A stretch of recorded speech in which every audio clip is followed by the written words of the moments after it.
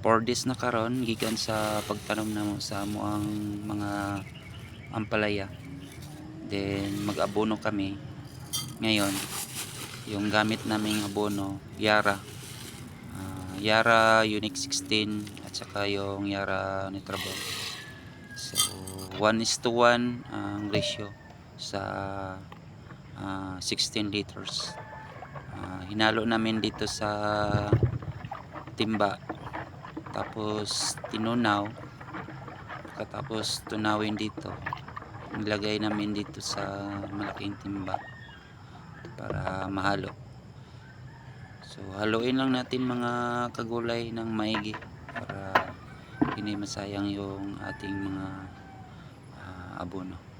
So pagkatapos matunaw, hinalo, so mag-aabono na tayo dito sa ating area.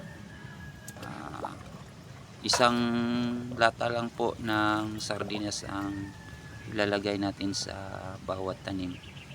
So lagay lang natin sa gilid mga ka-viewers.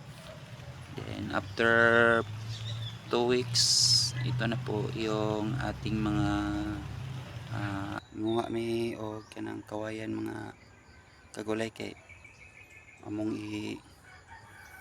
pusti sa among kuan ampalaya. So